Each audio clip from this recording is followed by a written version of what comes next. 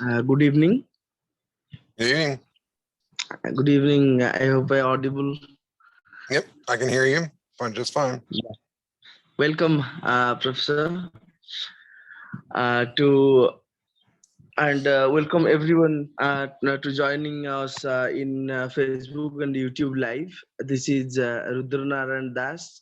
Take this opportunity and privilege to warmly welcome you all to World Human Sciences and Management Conference 2021 and 22. Invitations to global dialogue on agnotological context, disciplinary practices of social sciences and policy frames, an initiative towards think time and rethink episteme.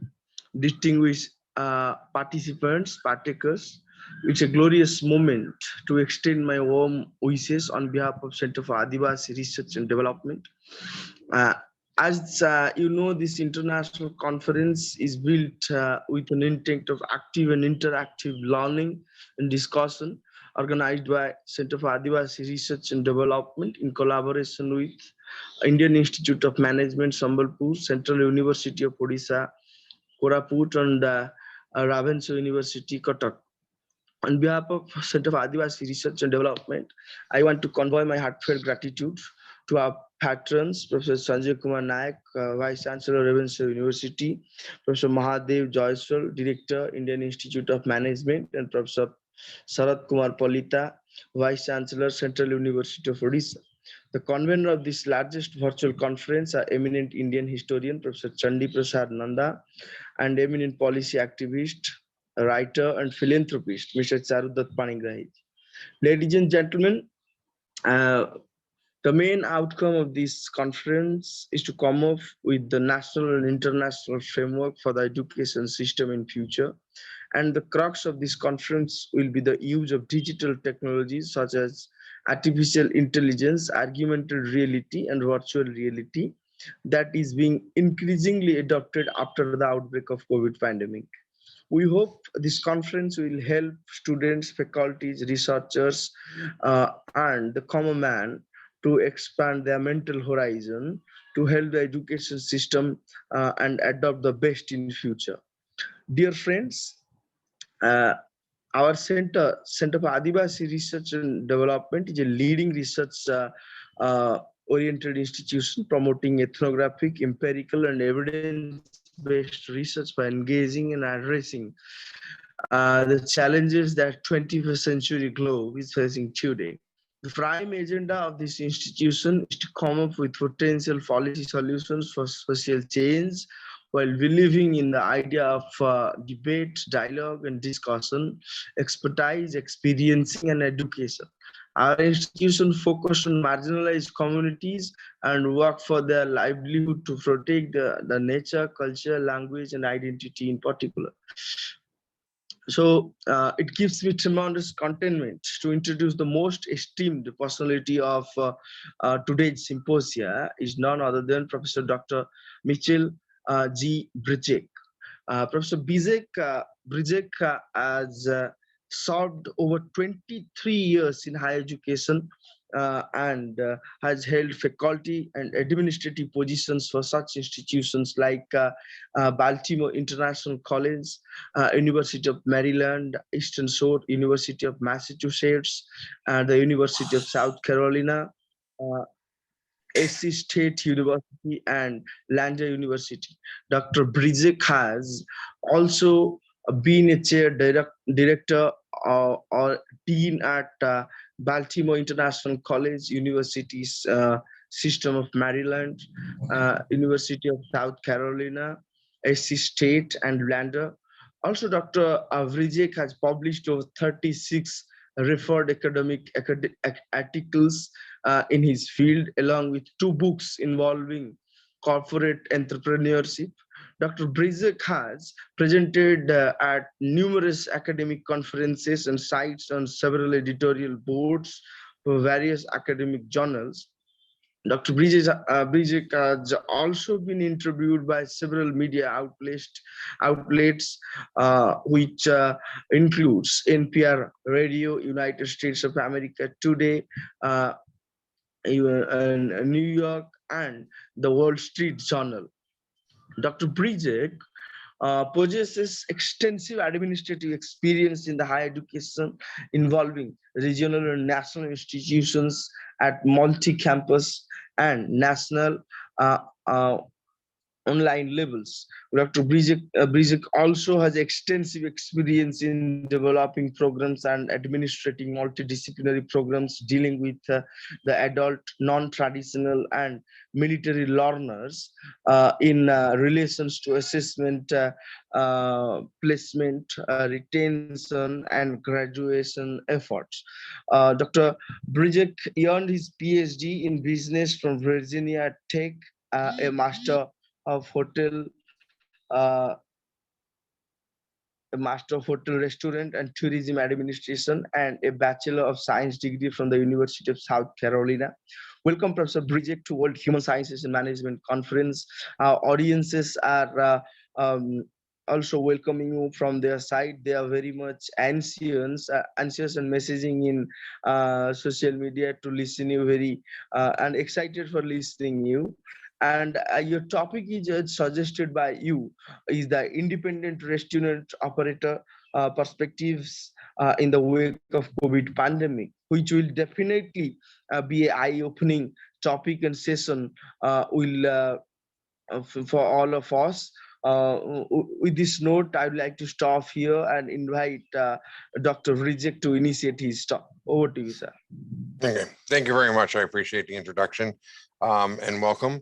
My name is Dr. Mike Brizek, and I reside in the United States. And I wanted to present to you a published research that was done over the pandemic, over a 2-year period, and also was published last year in excuse me, in 2021 in the International Journal of Hospitality Management, which is a tier 1 journal ranked currently 3rd in the world.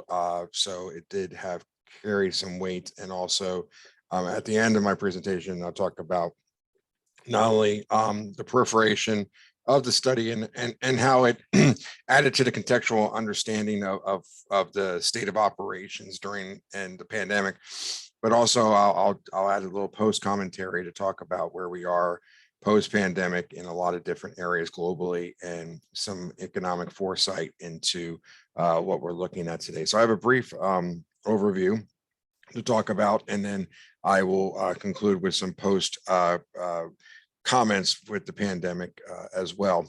And so, first of all, as we know about the pandemic itself, we've seen several studies and things of that nature. The purpose of this particular study was to look at contextual aspects in the state of South Carolina. The state of South Carolina is one of the top tourism destinations in the United States. Also is a key economic driver. Hospitality and tourism is a key economic driver in terms of overall economic output. Yes, we have manufacturing that's quite considerable in South Carolina, especially when it comes to BMW, Michelin, Volvo, major Boeing, major manufacturing, but also we have key economic drivers in that sector. One thing to keep in mind is a lot of the economic drivers that occur here is done at a small business level. We define small businesses in the United States as less than 500, but in a lot of cases, the small businesses are less than 300 employees that are considered in that regard. So this study looked at the small business entrepreneur, and especially in context with the independent restaurateur, which is predominantly affected and looked upon in economic databases within the state of South Carolina itself. And so we looked at basically, restaurant operators, and overall, we looked at survival rates during the pandemic. As you know, as globally, the shutdown of the pandemic created a lot of economic hardships, but also the ability to interact. And as you know, we chose the hospitality and tourism industry because it's heavily predicated on 2 factors. Number 1, social interaction and social activity. And number 2, high volume of patrons that is required in order to have the necessary economic volume at a unit level in order to offset the very slim margins that occur in the operating cost versus profitability. And so when you look at these different types of economic metrics, the biggest threat to all that would be the lack of population. And so when you have a pandemic and you have a shutdown, like as you did, that eliminates your base and your revenue stream. So how do you navigate through that when that's the crux of your business and the crux of your business model?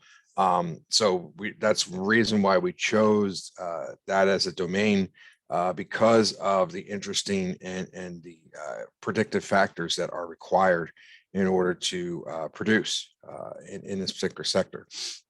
And so, basically, first thing we looked at is basically, how do we get here, not only in contemporary literature, but also in past literature, looking at not only economic research, but also we looked at health policy research.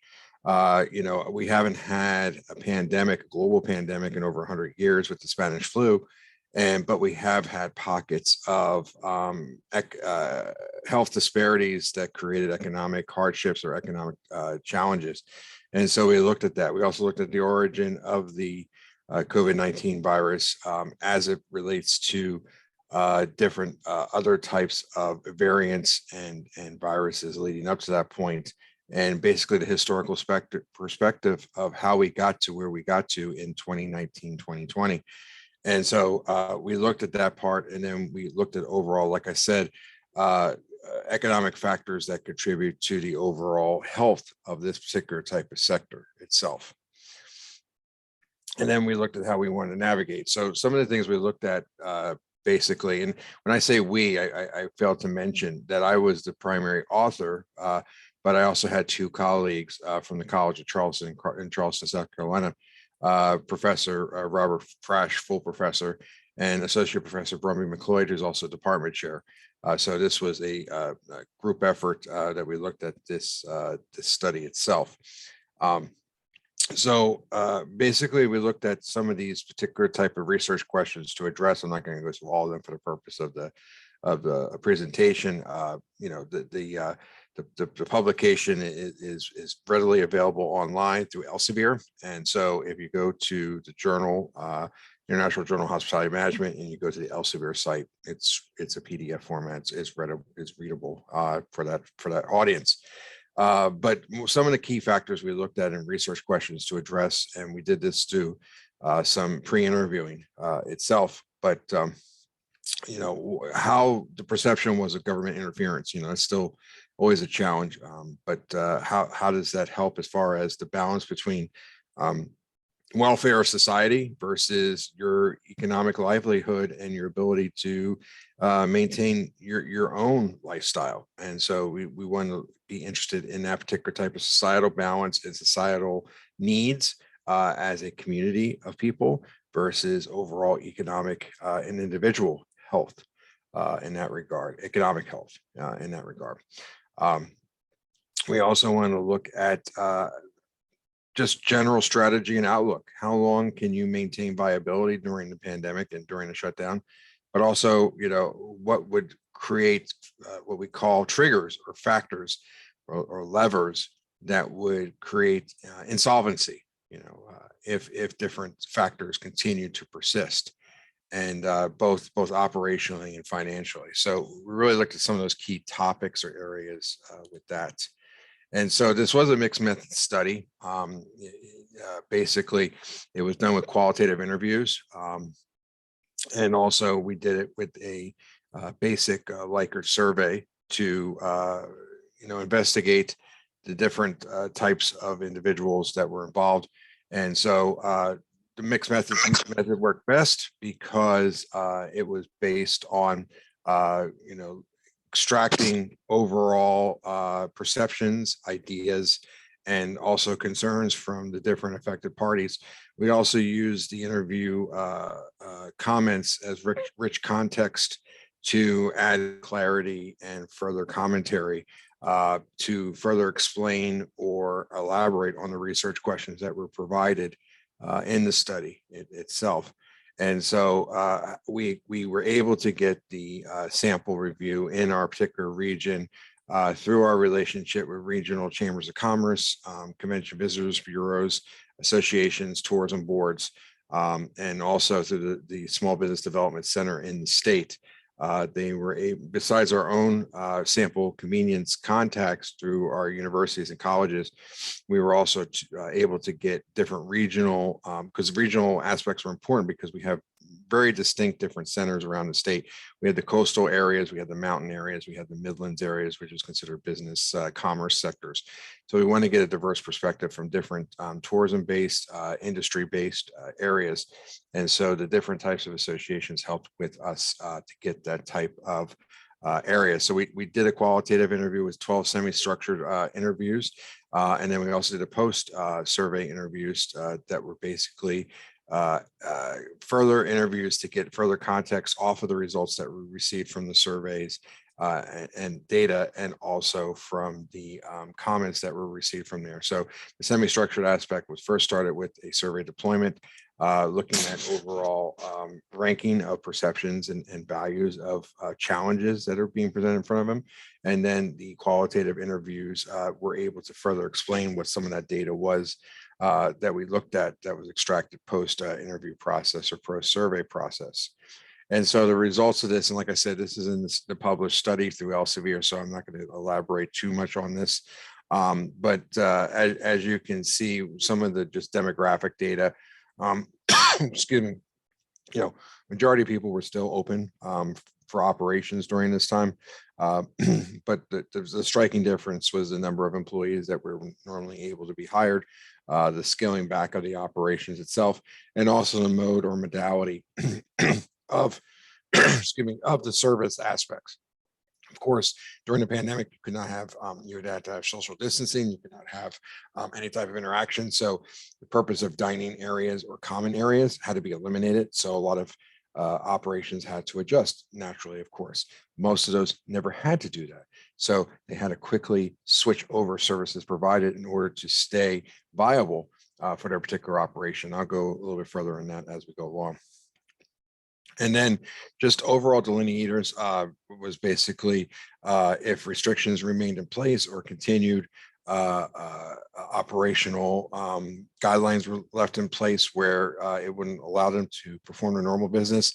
The frequency levels rose as we continue to do this over a period of time. We did this over a 4-month period.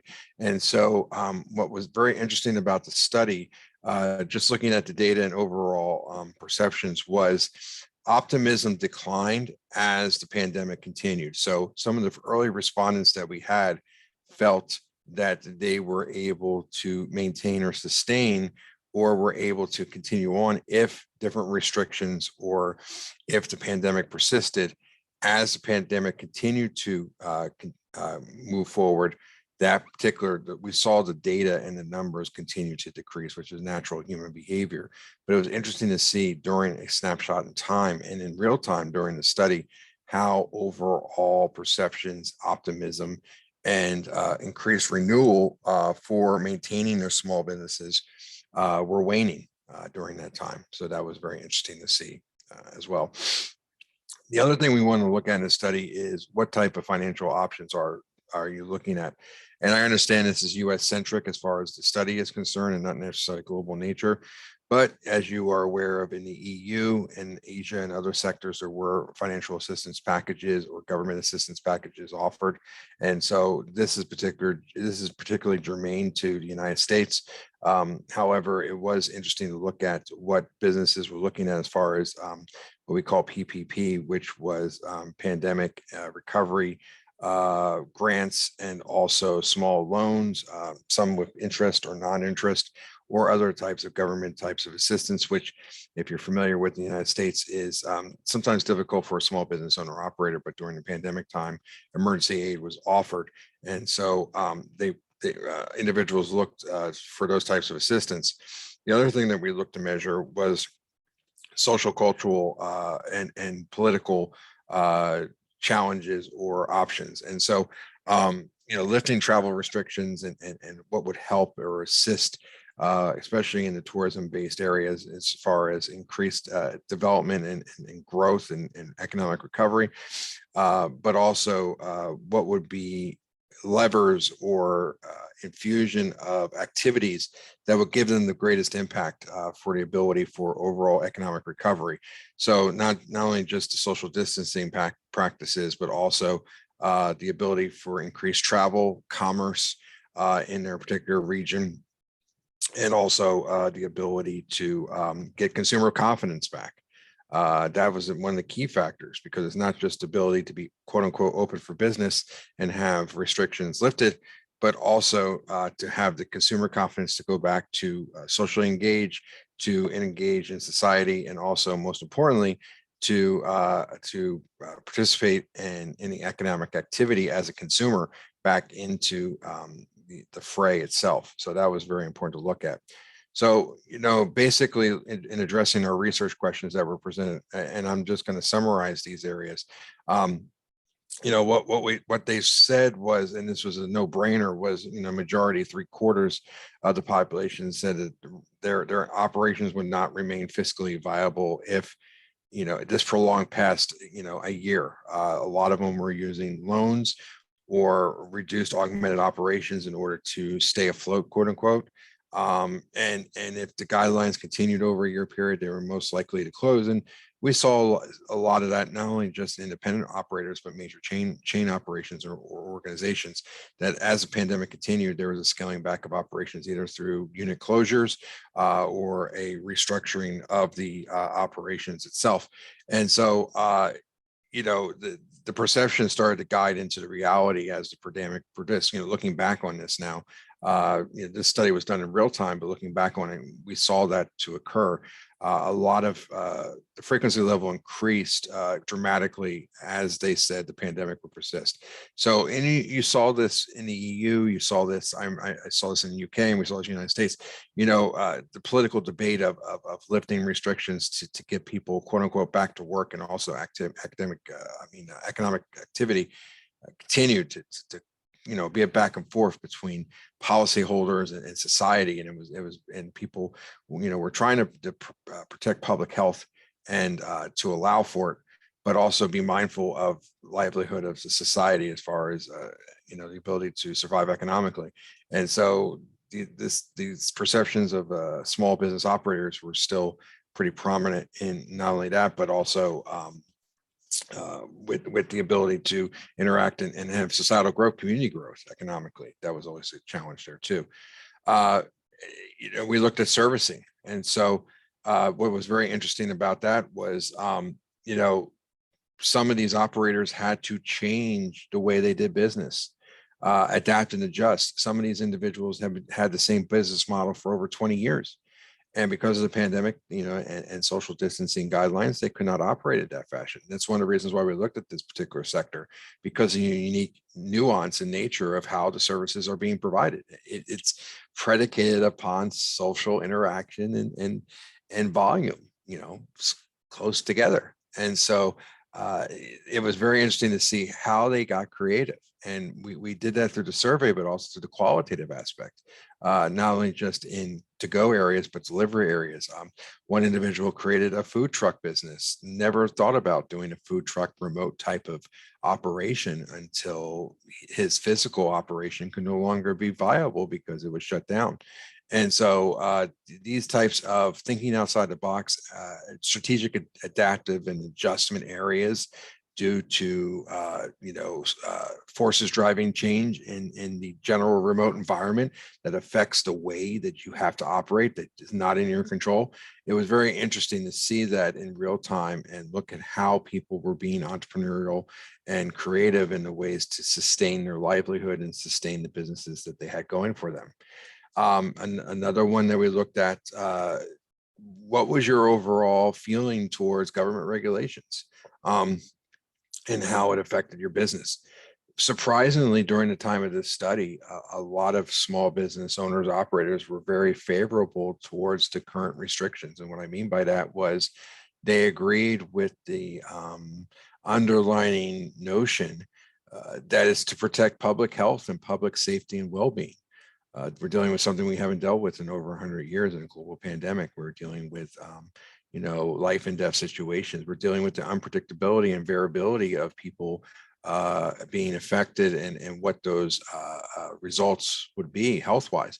And so owner operators were generally concerned about the public well-being and health of society, and felt that the guidelines were appropriate at that time. But as one person said, as a citizen, only not following these guidelines will only make the situation worse and longer term. They felt that the notion of flattening the curve, so to speak, and going along and abiding by these guidelines were necessary, so these didn't linger and prolonged the restrictions of their own businesses. So they were concerned about the common good of society, but they were also concerned that if it wasn't being followed in a timely manner, that they would have continual challenges dealing with the prolonged restriction on their business operation. So it was a double-edged sword in that particular situation. This was always interesting too, and I mentioned this earlier. How long do you feel that you would be able to maintain and be viable as a business financially? And as we saw, as the survey continued on and as the interviews continued on over a period of time, that confidence level continued to wane. And so we went from a high confidence level index where people felt very strongly that they would be able to maintain, even those that had businesses for many years, 20 plus years. And as we continued to do the study, as the pandemic persisted, that confidence level was basically, the financial resources are running low, support is running low, and they were on reserves at the moment, and the fixed costs continued to override the businesses. Things like rent, utilities, overall expenses that are fixed in nature. A lot of businesses said, I have only just months to continue to prolong this aspect. And so we started to see the optimism go down to pessimism as the study continued, which is, as I said before, is quite a bit much so like human nature itself. And then what other type of assistance? I already talked about the PPP with payroll protection programs. We also in the United States had the CARES Act that was available. People felt that helped as far as maintaining payroll, also helped maintaining to keep their employees not only just active, but also supporting them and maintaining their own area. One that was very important to them also was loan forgiveness, and to make sure that they were able to cover their debts, but also be able to recover post-pandemic as well too. That the type of government assistance was needed. But as you saw in media, access to these types of resources were very limited, short-term, and a lot of the small business owner operators, people did not get that type of support because of the tight timelines, also the understanding of how to get the access and the limited availability. So even though some of these were available, a lot did not participate in such types of government programs because of that overall understanding and accessibility to the short-term nature of those types of programs. And of course, if there was a second shutdown, what was your likelihood of maintaining operations? And over half said no. And so that this goes back to a lot of the conversations that have been currently happening even 6 months ago, where a lot of the politics involved globally said that a lot of industries would not recover from a second shutdown or a second pause in operations. And so this was done earlier in the pandemic process, but it kind of fortified and solidified what overall public perception was globally. And also just a reality of as the variants increased, like Omicron and some of the other upticks in cases over the even during vaccination periods, a lot of businesses said that they just were still unhealthy and still unstable, and a second type of augmented or change in operations would drastically affect the way they were going to be able to operate moving forward. And so this kind of solidified a lot of positions in terms of a second phase or a second type of shutdown that would not be economically viable to a lot of independent, not only operators, but a lot of industries as well too. And then, what are some of the social conditions that would help or support? The biggest impact, and this is a no-brainer, this just kind of supported what the hypothesis would be, is lack of commerce and lack of tourism. And when people are not mobile, people don't spend money, people don't travel, people don't distribute their income or revenue. That has a direct effect on this particular type of industry. We deliberately surveyed respondents from tourism and non-tourism sites.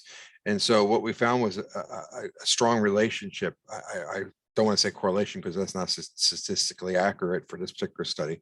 But we did find relationships that even if people that were in rural or smaller populated areas that were independent operators still were heavily dependent upon daily commerce, whether it's through businesses, supporting businesses in the area, people working, or just general travel, transient travel throughout the area, that all became important too. And so it even if they were in some of the tourism sectors, which we looked at, they still weren't, involved with the social interaction and activity of travel itself. So that becomes very important in that regard. Can we go ahead and mute that? I have some feedback. Thanks. So what are your perceptions regarding overall financial availability in the next 18 to 24 months? And as I said before, this kind of coincided with overall travel and overall commerce. And so as I said before, as the study continued, it waned. And so people's perception and overall optimism towards economic viability started to decline. We did a curve and we could see it decline as the overall pandemic continued to persist. And so not only after the shutdown and opening, but a lot of the operators realized that recovery was going to be over time. People weren't just going to jump back into their normal operating and normal behaviors pre late 2019. And so they knew that the recovery is going to be long-term. It still is happening long-term today because people are getting back to travel, people are getting back to commerce, but things have also been affected in the way they've changed their behaviors over the last 2 years. That's affecting their overall activity. So the outlook is still mixed, and it also is one that is still slightly optimistic, but also knowing that this is a long-term type of recovery and not a quick fix overall in that regard. And so when we look at managerial operations or implications, we looked at, and I can just I summarized most of this already with the need for aid, but also in recovery, but also just the overall employment outlook and overall economic health. And that's where I'm going to get into in just a couple of minutes about post pandemic and where we are today. But what we saw is that overall that most of the independent operators were ambivalent about the future viability of the industry itself. They were kind of like got a quote unquote gut punch and are just trying to recover overall. What's interesting and striking is how resilient the operators were in order to not only maintain their business. Some, yes, they closed, but others found ways to persist in order to continue on with their operations, contribute to the economic and societal health of their regions and areas, and also maintain their own livelihood as well too. So some of the conclusions drawn from this particular article received local and national press, especially during the time people were seeking out information in real time about how this type of social and health pandemic was affecting economic health.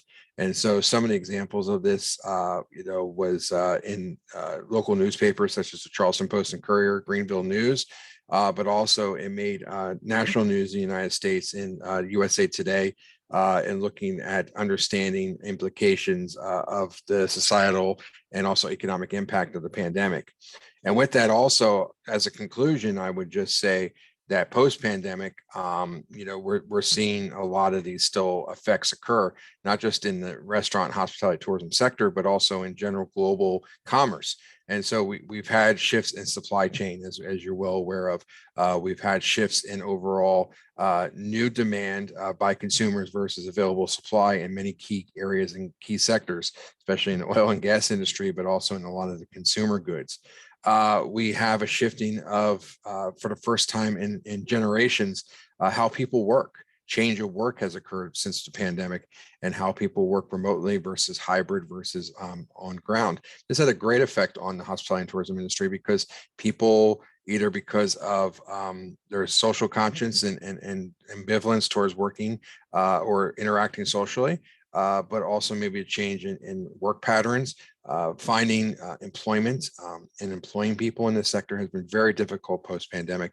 And also filling needs, and a lot of economic growth has been slowed down due to a viable workforce, and workforce is available, but the willingness to work has definitely shifted in that regard.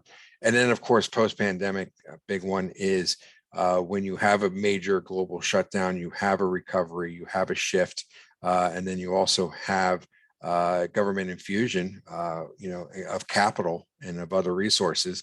Natural inflation or inflationary prices creep up, and now we're at the point of global inflationary areas. A lot of people are predicting global recessionary areas. This is we went from basically a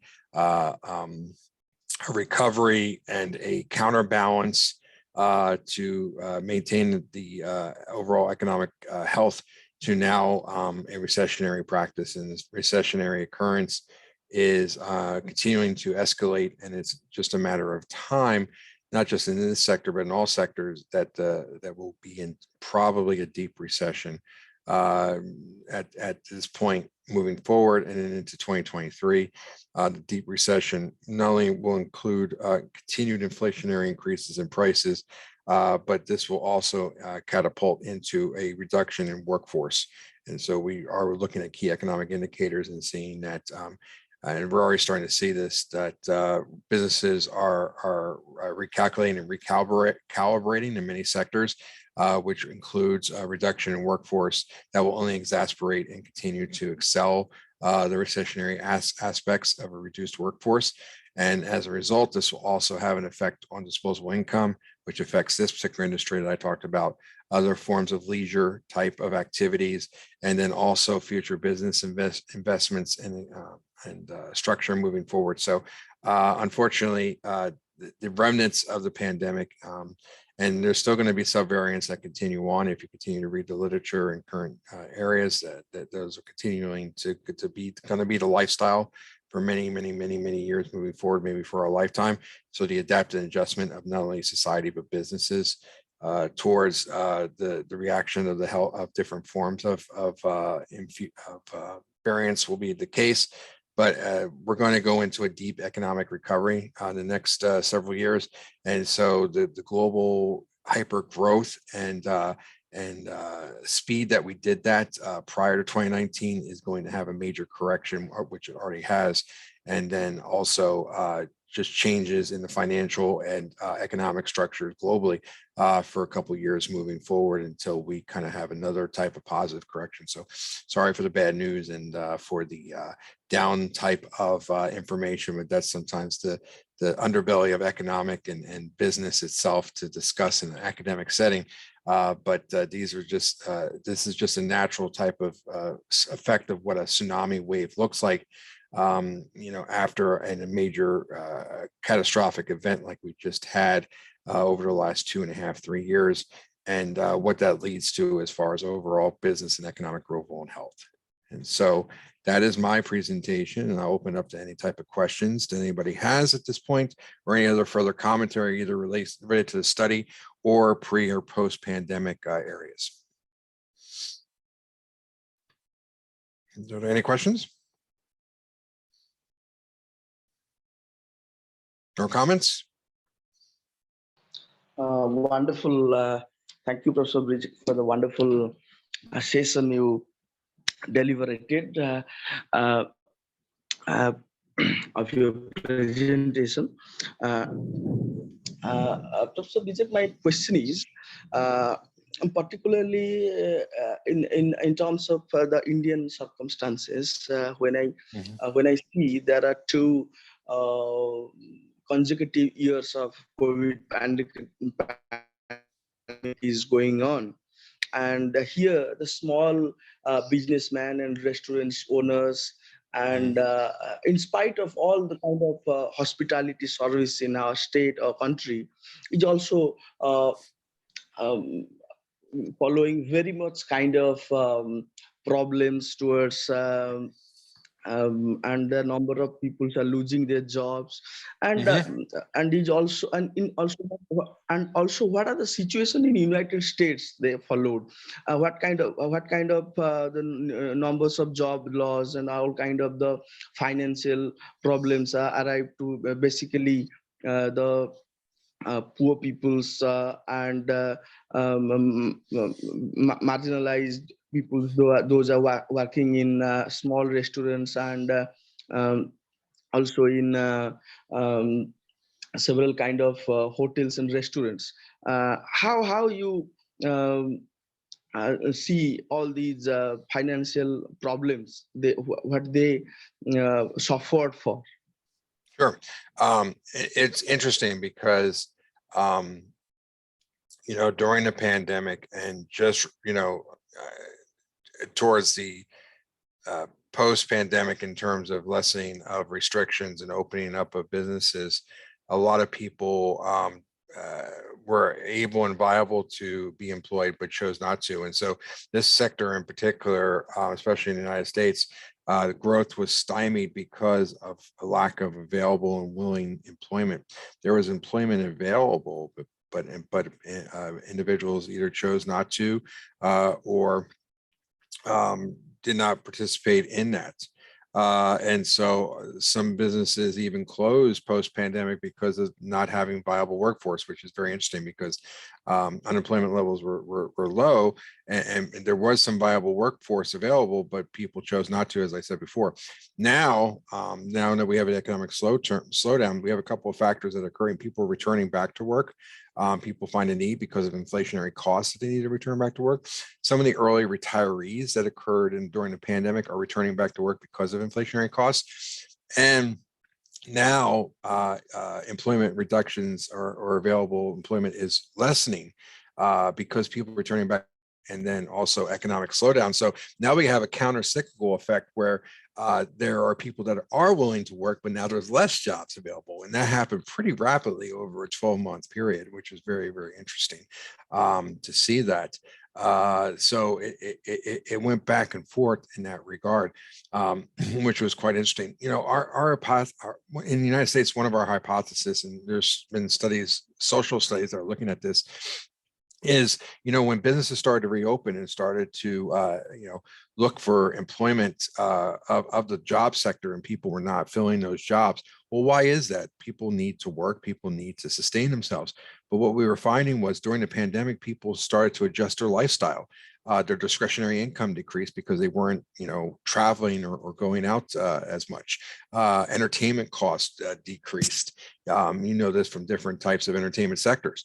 And so as people changed their lifestyles, the need to work more to supplement those lifestyles changed.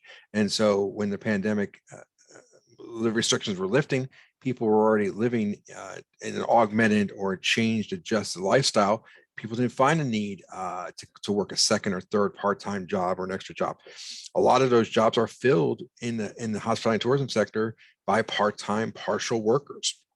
And when you have individuals that choose not to, that had a major effect on different sectors, and still is lingering.